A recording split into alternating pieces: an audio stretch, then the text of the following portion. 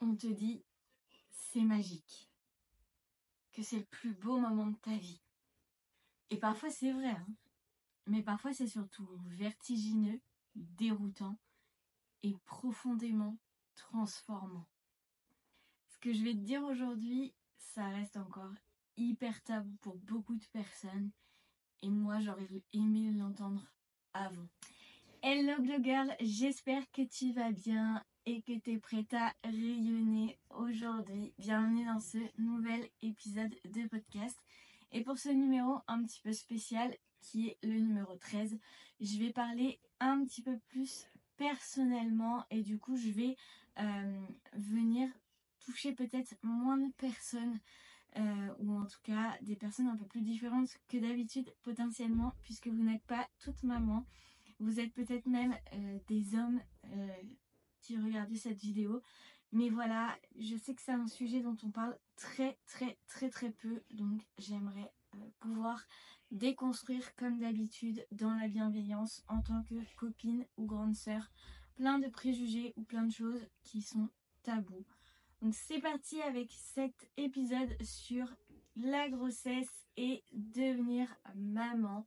J'espère que cet épisode te plaira, que je sois dans tes oreilles ou bien si tu es en train de regarder cette vidéo. Je te souhaite bienvenue sur ce podcast et c'est parti avec le 13e épisode.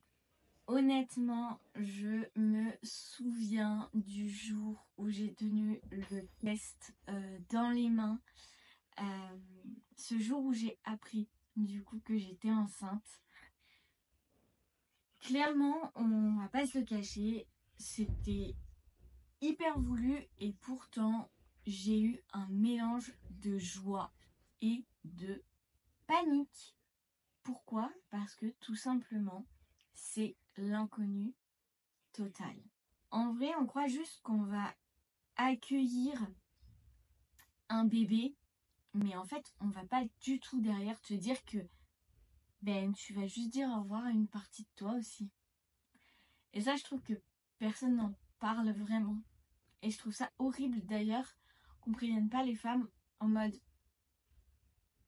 certes peut-être que tu as envie de devenir maman, peut-être que tu as envie d'agrandir ta famille, mais sache qu'en faisant ça tu vas perdre une partie de toi. Clairement.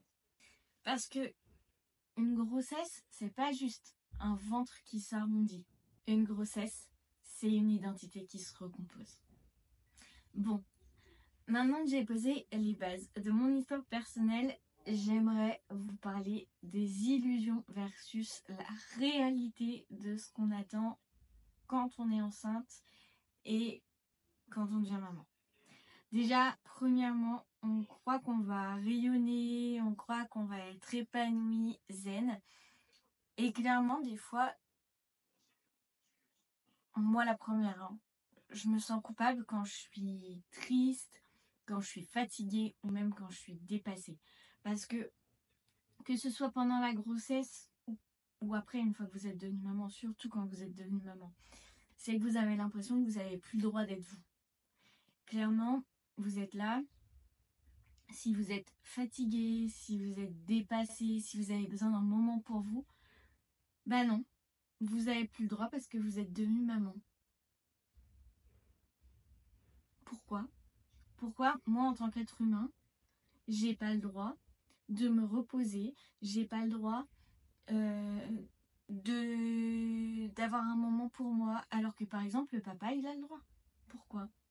Alors je parle pas de mon couple forcément, puisque moi j'ai la chance d'avoir un conjoint qui s'occupe quand même très bien de mon fils, il n'y a vraiment aucun souci. Mais je sais que dans beaucoup de couples, parfois le papa il ne prend pas ses responsabilités. Quand tout simplement vous êtes là, vous venez d'accoucher et tout, et que c'est la maman qui fait que de se lever la nuit. Ça vous parle peut-être ça ? Non, le papa aussi il a le droit de se lever la nuit. Moi, encore une fois, j'ai eu la chance sur ça. Mon conjoint s'est levé toutes les nuits parce que lui, justement, travaillait de nuit. Donc, à l'époque, on avait besoin qu'il se lève pour aller voir le bébé. il était toujours là pour le faire, donc j'avais vraiment pas ce problème. Mais je sais, je connais des copines qui sont devenues mamans. Je connais voilà, des personnes qui se sont retrouvées seules face à ça, démunies.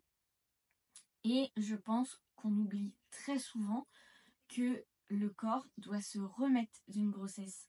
Que dès que vous accouchez, il y a un organe qui part de vous, qui s'appelle le placenta. Cet organe, il laisse une énorme cicatrice. Les femmes après l'accouchement, les femmes après grossesse, avec toute la chute d'hormones et tout, on oublie qu'on n'est pas des Wonder Woman et qu'il faut qu'on se repose. Et on a le droit de se reposer, on a le droit de demander de l'aide et on n'a pas le droit de se sentir coupable. Autre chose également d'illusion, je trouve, versus réalité, c'est ce corps qui change. Alors quand vous êtes enceinte, là, le corps il change, vous êtes waouh, t'es une femme enceinte et tout, machin. Et puis il va y avoir les gens qui vont être là en mode attention, prends pas trop de poids, patati, patata, le regard des autres, toujours. Et puis une fois que vous avez accouché, vous êtes là et les gens, ah, t'as toujours pas perdu tes kilos de grossesse? Occupe-toi de ton corps, laisse-le bien tranquille. Non, j'ai toujours pas perdu mes kilos de grossesse parce que j'y arrive pas, tout simplement, parce que peut-être que j'ai pris d'autres habitudes alimentaires, peut-être que laisse mon corps tranquille. C'est horrible. Qui sont les gens pour venir dire à une femme qui a accouché, t'as toujours pas perdu tes kilos de grossesse? Bah non, peut-être que les hormones aussi elles bloquent. Je sais pas. Occupez-vous de vos affaires quand c'est comme ça. Pas vous, mais les gens. Et enfin, en vrai, la dernière illusion que j'ai trouvée énorme. En tout cas, je parle de 3 illusions pour moi qui ont été... voilà. Qui ont été ou qui sont encore très fortes pour moi. La dernière, c'est genre la solitude bizarre qu'on peut avoir. Vraiment, vraiment, la solitude, elle est bizarre. Parce qu'on est entouré, mais on se sent hyper seul. Genre, parfois, je me sens terriblement seule alors que je suis entourée, alors que je vais avoir des gens qui vont m'aider et tout. Et comme je culpabilise d'être fatiguée ou des trucs comme ça, et ben je me sens seule. J'ai l'impression que personne ne va m'aider. J'ai l'impression d'être en dessous de l'eau alors que juste parfois j'ai pas à m'occuper de mon fils. J'ai pas à le faire parce que il y a mon conjoint, ou il y a ses grands-parents, ou il est chez la nounou, et il y a du monde pour s'occuper de lui et bien s'occuper de lui quand moi j'ai du travail et tout. Et des fois quand je rentre du travail, je suis tellement exténuée que des fois je me sens coupable et seule parce que il faut s'en occuper et j'y arrive pas. Des fois j'y arrive pas, je suis juste trop fatiguée. En plus j'ai des problèmes de sommeil, ça c'est autre chose. Mais par exemple, comme vous le savez peut-être, j'ai perdu ma maman il y a pas longtemps.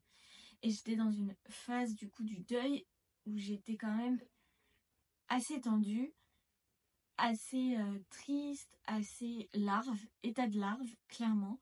Je passais des nuits affreuses, je faisais que de me réveiller, j'étais torturée, enfin bref, j'étais pas bien. Et je me sentais hyper coupable de pas pouvoir m'isoler, me mettre dans ma bulle. Et on m'a reproché parce que je m'isolais, je me mettais dans ma bulle. J'en avais besoin et à ce moment-là, je me suis sentie coupable parce que j'avais pas le droit, parce que j'avais mon fils. À quel moment j'ai pas le droit de vivre mon deuil tranquille comme je l'aurais fait avant? Honnêtement aussi, personne ne te prépare au vide qui peut s'installer même quand tout le monde te félicite. Bon, clairement, parlons d'une autre partie qui est hyper importante. La peur de ne pas être assez. Clairement, la peur de ne pas être assez, elle a été hyper présente pour moi. Déjà, il y a finalement, au tout début, il y a est-ce que je suis prête? Finalement, j'en ai toujours rêvé. Quand on s'est lancé en projet bébé, on se sentait prêt.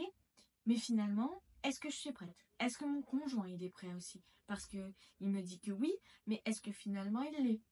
Ça, finalement, est-ce que c'est bon? Est-ce qu'on va pas accueillir un bébé comme ça? Et puis, vous avez la question du est-ce que je vais être une bonne mère? Ça, plusieurs fois pendant ma grossesse, je me la suis posée, la question. Je l'ai même posée autour de moi, et jusqu'à poser la question de mais vous pensez que mon bébé, il va m'aimer? Imagine, il m'aime pas. C'est ton enfant, t'es sa mère, pourquoi t'aimerais pas, sachant que tu lui veux que du bien. C'était très bizarre. Ça, j'en parle, mais je sais que si t'es maman ou si tu vas devenir maman, tu t'es déjà posé ces questions et c'est normal et c'est totalement ok, et n'hésite pas à les poser à quelqu'un d'autre, que les personnes te rassurent. Certes, tu vas te dire on me rassure parce que bah voilà, c'est mes proches, c'est ma famille et tout. Non, je sais que tu es dans une période si tu es enceinte, de vulnérabilité. Si tu es devenue maman, tu es toujours un peu vulnérable, ça part pas. Et en vrai, il n'y a pas beaucoup de personnes qui peuvent te comprendre, sauf les autres mamans, pardon. Mais ouais, en fait, oui, tu vas être une bonne mère tant que tes intentions sont bonnes, tu fais de ton mieux pour être maman. Et ça, il n'y a pas de question à te poser du coup. Parce que si tu fais de ton mieux, alors tu seras une bonne mère. Je pense aussi que il y a des choses qu'on se dit, il y a des questions qu'on se pose. Moi, il y en a une à chaque fois que je me posais, et je pense qu'on n'en parle pas du tout. En tout cas, j'ai jamais entendu personne en parler. C'est et si je fais une erreur irréparable? Et si je fais sans le faire exprès un syndrome du bébé secoué parce que je m'énerve ou je sais pas quoi? Et si à cause de moi, mon bébé, quand vous le mettez dans sa chambre, vous vous dites, et si en fait c'était pas le moment, ou si vous oubliez la caméra ou je sais pas quoi, en fait, et si le bébé sans faire exprès, il avait il s'est tout fait pendant la nuit, ou je sais quoi, ou vous culpabilisez aussi parce que du coup vous dormez et vous vous occupez pas du bébé, donc s'il lui arrive un truc parce que vous êtes endormi ou je sais pas quoi, si le bébé est en sécurité, no panique. Oui, les erreurs, ça arrive, mais si on se, on se prépare bien, ça devrait pas arriver, honnêtement. Clairement, ça devrait pas arriver. Les erreurs, ça arrive. Vous allez faire des erreurs. Ou vous avez déjà fait des erreurs si vous êtes maman. J'en ai fait aussi. Et pourtant, je me suis toujours dit, ouais, moi je serais une mère parfaite. Une mère parfaite. Pas parfaite dans la perfection, mais parfaite parce que je m'étais toujours dit que j'avais ce côté maternel à fond. Et du coup, je m'étais dit, je vais être parfaite et tout. Ben non, clairement non. Clairement, ça m'arrive d'être saoulée. Clairement, ça m'arrive d'être dépassée. Au tout début, alors j'étais persuadée, avant d'accoucher et tout, que je comprendrais mon fils, je comprendrais mon enfant, parce que j'étais sa mère et que j'étais très à l'écoute. Il y a des moments, j'ai pas compris. Il y a des moments, j'ai pété les plombs parce qu'il pleurait, je comprenais pas ce qu'il avait. Et c'est ok, c'est normal. Et ça, quelqu'un doit le dire. Quelqu'un doit le dire. Vous comprenez pas, vous vous énervez, vous comprenez pas, vous êtes frustré, vous comprenez pas, ça vous rend triste. C'est normal, c'est ok et c'est pas grave. C'est ok. Oui, vous allez faire des erreurs. La perfection n'existe pas de toute façon. En vrai, déjà, si vous vous posez la question de est-ce que je vais faire des erreurs irréparables ou pas, c'est que vous avez conscience qu'il y a des erreurs irréparables et du coup, vous allez tout faire pour ne pas les faire. Donc, aucun. aucun stress à avoir. Et vraiment la question, encore une fois, qu'on se pose le plus, c'est est-ce que je vais être à la hauteur? Il n'y a pas de hauteur. Encore une fois, il n'y a pas de hauteur. Faites du mieux que vous pouvez. Faites-vous aider si vous sentez qu'il y a des choses que vous ne maîtrisez pas du tout. C'est ok de poser des questions aux gens, c'est ok de se faire aider. Restez pas, surtout pas dans votre solitude, parce que c'est fou comme la maternité peut appuyer là où ça fait déjà mal. Tout ce qui est confiance en soi, rapport au corps, peur de mal faire, honnêtement, c'est le meilleur moment pour que je vous remonte. Qu'est-ce que ça change en nous d'être enceinte ou de devenir maman? Et bah clairement, comme je vous disais, ça crée une vulnérabilité. J'ai jamais été autant vulnérable que depuis que je suis tombée enceinte. Et en plus de me sentir vraiment vulnérable comme je ne l'avais jamais été, et pourtant j'étais quelqu'un de très sensible, donc très vulnérable, et on s'est beaucoup joué de moi, mais depuis ma grossesse, c'est encore pire. C'est-à-dire qu'en plus, on se sent tellement vulnérable que du coup, je trouve qu'on pardonne moins. En tout cas, moi, je pardonne moins. C'est-à-dire que toutes les personnes qui m'ont fait du mal pendant que j'étais enceinte, croyez-moi que c'est encore là. Hein. Croyez-moi que c'est dans un coin de ma tête. Et vu la force, parce que autant ça vous a créé une vulnérabilité incroyable, autant ça vous décuple une force mais monumentale qu'on n'imaginait même pas. C'est-à-dire que, si je vous reprends l'exemple, pendant toute ma grossesse, j'ai été ultra vulnérable. À mon travail, ils m'ont mis la misère, ils m'ont fait travailler plus encore que ce qu'ils m'auraient fait travailler, ils m'ont fait vivre un calvaire. Et bien, croyez-moi qu'une fois que j'ai accouché, j'avais la force de plus me laisser marcher dessus, c'est-à-dire que dès qu'on me demandait quelque chose, si ça ne m'arrangeait pas, avant je disais oui, après je disais non. Donc avant l'accouchement je disais oui, après l'accouchement je disais non.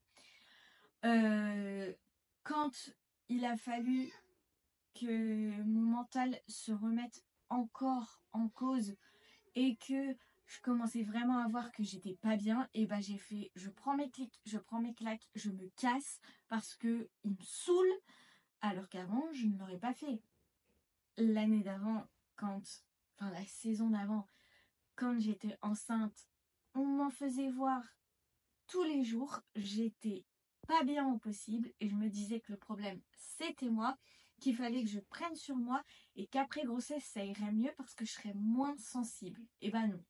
Après grossesse, j'étais moins sensible, mais j'étais plus forte et je leur ai dit bon, est-ce qu'on peut parler positif quand même et on peut parler de l'amour et la capacité d'amour par contre qu'on a quand on devient maman ou même quand on tombe enceinte. On aime une personne sans la connaître.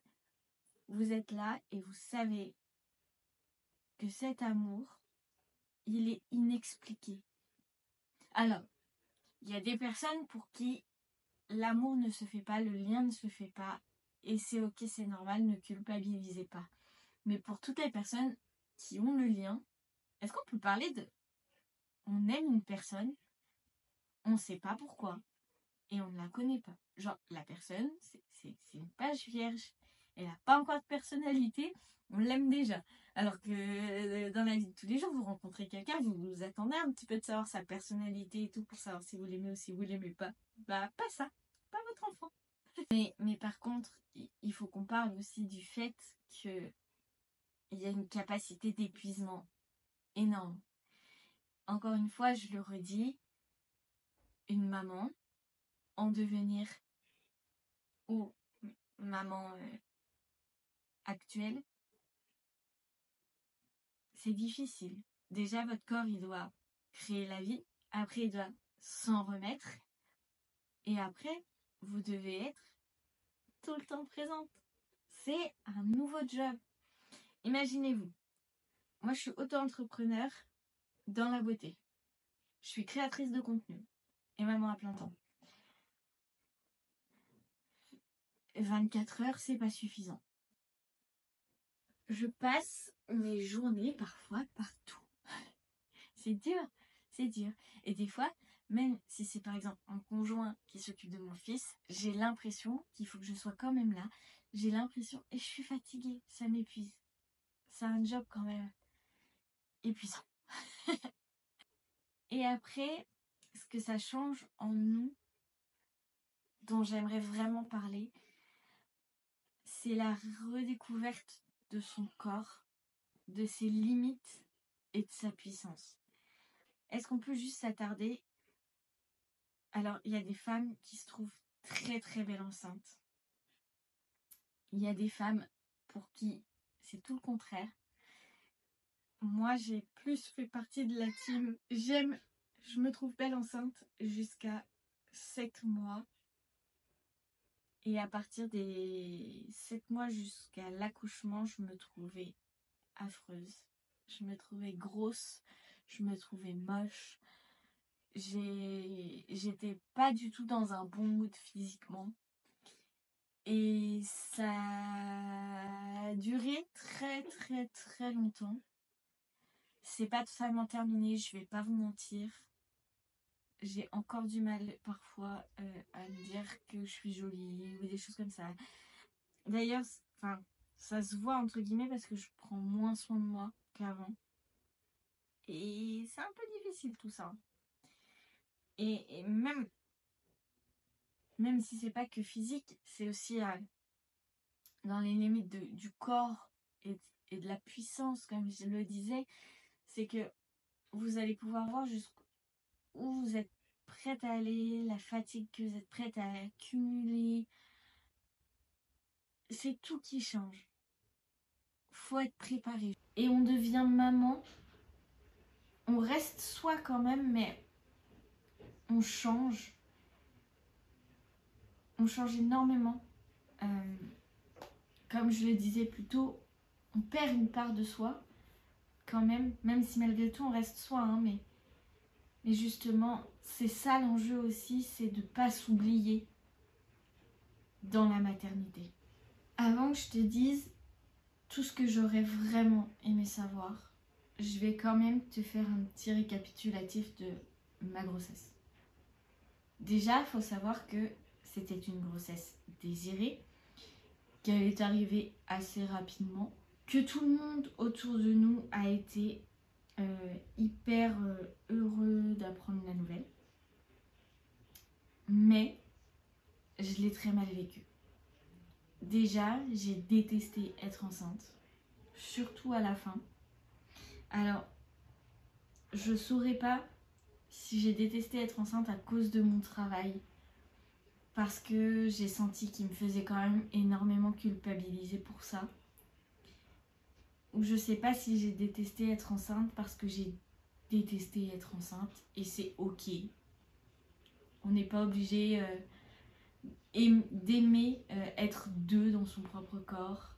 J'ai pas aimé être deux dans mon propre corps. Il y a des moments j'adorais ça, hein. J'adorais être proche de mon fils, voilà, machin. Mais clairement, quand j'arrivais à la fin, je disais je l'aime très fort, hein, mais mieux dehors il sera. Je trouve qu'il n'y a pas assez de mamans qui le disent, qu'elles n'ont pas aimé être enceinte. Je trouve qu'il n'y a pas assez de mamans qui osent le dire, ni sur les réseaux, ni dans la vie de tous les jours. Et pourtant, je trouve ça hyper normal. Genre, il y en a qui n'aiment pas le fromage, il y en a qui aiment le fromage, on leur dit rien. Et ben, il y en a qui n'aiment pas être enceinte, et il y en a qui aiment être enceinte. C'est un avis comme un autre. Donc, j'ai pas aimé déjà la partie enceinte. Je me sentais moche, je me sentais grosse. J'avais déjà un petit problème. Je venais de prendre quelques kilos suite à un burn-out 6 mois auparavant. J'étais déjà bien au-dessus de mon poids normal sur la balance. Là, j'étais en train de reprendre du poids, je me sentais grosse, je me sentais moche. J'étais en train de péter partout pour les vergetures. Je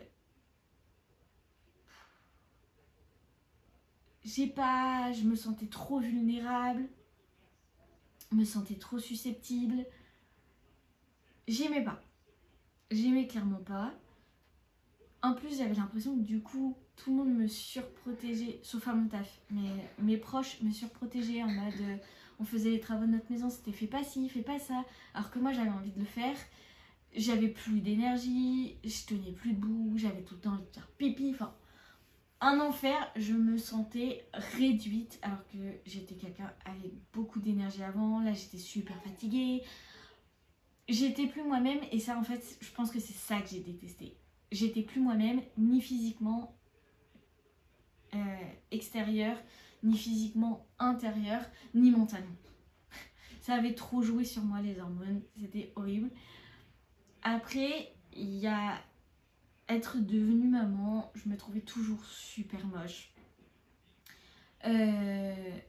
Honnêtement, beaucoup de fois, je me sens illégitime de dire que j'ai accouché parce que j'ai eu une césarienne programmée. Ça aussi, je trouve que c'est... On n'en parle pas assez parce que... Est-ce qu'on en parle de la culpabilité en mode... Il y a des mamans, elles ont souffert le martyre pour mettre au monde leur enfant et moi j'ai juste attendu sur une table. Donc on peut pas dire que j'ai vraiment accouché, mais du coup je me sens coupable et du coup machin. C'est moche aussi cette sensation. Parlons-en. Les commentaires sont ouverts, parlons-en. Pareil, après, voilà, je me sens coupable tout le temps pour plein de choses. Si je passe pas assez de temps avec mon fils, je me sens coupable. Si j'ai besoin de temps pour moi, je me sens coupable. Si je bosse, je me sens coupable. Si je le dépose chez la nounou, je me sens coupable. Si je laisse mes beaux-parents s'en occuper, je me sens coupable. En fait, je me sens coupable H24. Et ça, c'est pareil. Il faut qu'on en parle. Les commentaires sont ouverts. Stop à cette culpabilité qu'on met parce que vous avez décidé d'être maman. Genre, pour être maman, genre je suis toute seule peut-être. Non. Et ben voilà. Si je fais une erreur, ça va être ma faute. Non, c'est pareil. Stop. Il n'y a pas que moi, il n'y a pas que ma culpabilité. Tout le monde prend ses responsabilités. Point final. Donc, ce que j'aurais aimé qu'on me dise et que du coup je vais te dire, c'est tout simplement que tu as le droit d'avoir peur. Je pense que c'est l'inconnu, c'est totalement normal. T'as jamais été maman peut-être auparavant. Et ben voilà, c'est normal d'avoir peur. Et puis, même si t'as été déjà maman et que t'as peur pour le nouveau, tu recommences tout depuis le début. Forcément t'as peur. Tu recommences tout depuis le début. Si on te demandait demain de recommencer toute ta vie depuis le début, t'aurais pas peur de devoir tout recommencer? De peut-être de pas prendre le même chemin? De peut-être te dire, j'ai raté...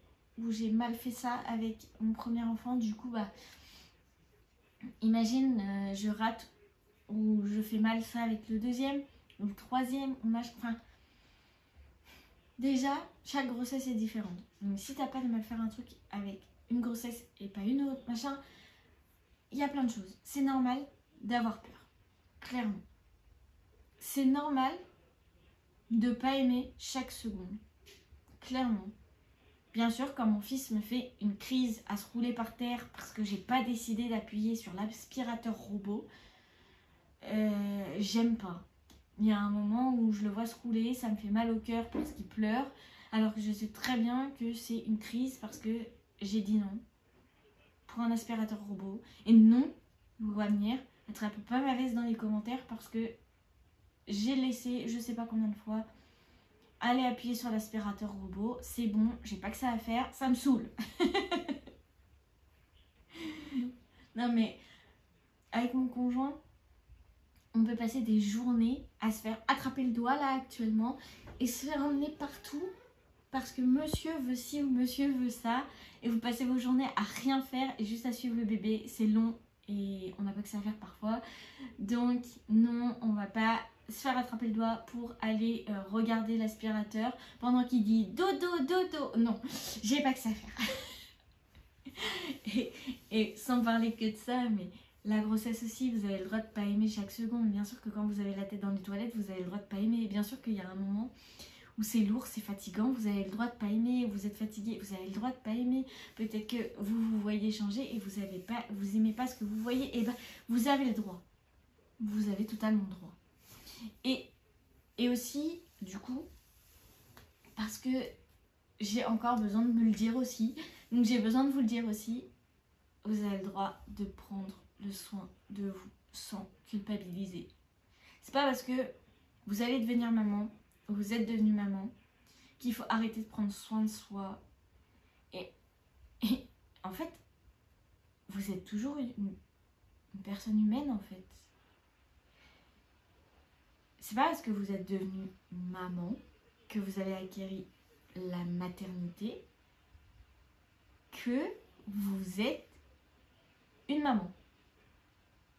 Et ça, je le dis pour une certaine maman qui écoute mes podcasts, prendre soin de soi, c'est important. Et oui, on n'est pas juste une maman. On est toujours la personne qu'on était. On est un être humain. On n'endosse pas une nouvelle peau, c'est d'être maman pour toute sa vie. Oui, on endosse le gilet de la responsabilité d'être maman. Je sais pas si ça va être clair ma métaphore, mais c'est pas vous prenez votre vous d'avant et vous le mettez à la poubelle pour devenir maman et être juste une maman. Vous êtes toujours une personne humaine. À côté de votre enfant, vous êtes vous. Vous êtes une femme. Vous êtes vous. Vous avez votre personnalité. Vous avez besoin de souffler. Vous avez besoin de prendre soin de vous. Vous avez peut-être besoin de faire un massage une fois par mois, j'en sais rien. Et bien prenez ce temps. Prenez ce temps. Vous avez besoin de faire vos ongles une fois par mois. Prenez ce temps. Vous avez juste besoin de décompresser, de regarder votre série une fois par semaine. Et bien décompressez. Le bébé, il ira avec papa, il ira avec mamie, papy, il ira au lit. Et si vous avez besoin de temps pour vous, vous prenez du temps pour vous. Surtout, encore une fois, je tiens à le répéter parce que je l'ai dit en début de podcast, mais ça me paraît hyper important de le répéter.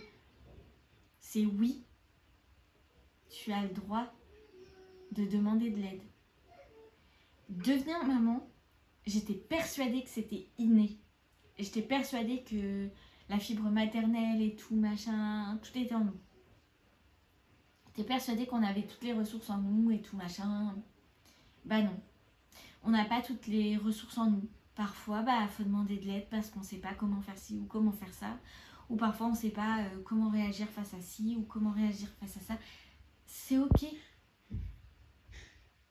Quand tu commences un travail, tu as fait des études avant ou tu as fait une formation avant, on t'apprend des compétences. Et là, tu as le droit d'apprendre de nouvelles compétences. C'est pareil. Il y a des choses que tu sais pas, demande de l'aide. Tu peux pas deviner. Et c'est ok de demander de l'aide. Bon, je vais conclure parce que c'est encore un épisode assez lourd. J'ai l'impression même de pas encore avoir totalement vidé mon sac sur tout ça et pourtant je trouve que je l'ai pas mal vidé et j'aimerais bien qu'on puisse discuter dans les commentaires de tout ça pour toutes les mamans en devenir, toutes les mamans déjà qui ont cliqué sur cette vidéo et qui avaient besoin d'entendre sur ce dont on vient de parler. Si t'as pas le courage de commenter, laisse au moins un petit j'aime pour dire bon, je suis ok avec ce que tu dis, mais j'ai pas le courage de commenter. Donc n'hésite pas, tu mets juste un petit j'aime et ce sera déjà assez pour toi. Et clairement, devenir maman, c'est une révolution intime. C'est un chaos sacré. C'est pas une performance. C'est pas... Tu dois pas être la meilleure maman. C'est clairement une traversée. Tu vas apprendre à devenir maman. Tu n'es pas déjà maman. Tu l'apprends. Et si tu es en train de le vivre, ou si tu appréhendes, sache une chose, tu n'es pas seule. Et non, encore une fois, t'as pas à être parfaite. T'as juste à être là pour ton bébé et pour toi. Si cet épisode, il t'a parlé ou tu penses qu'il peut parler à une future maman ou à une maman N'hésite pas à transmettre cet épisode, à le partager partout, dans tes stories, aux personnes concernées. N'hésite pas, à une amie qui doute peut-être même. Et si jamais tu veux me raconter ton histoire, n'hésite pas encore une fois, soit à m'envoyer des mails, soit à m'envoyer des DM sur Instagram. Je laisse toujours mes messages ouverts, ils sont là pour vous, donc n'hésitez pas. Et sachez qu'ensemble, on est plus fortes. Alors, en attendant la prochaine vidéo et le prochain podcast, je te laisse rayonner.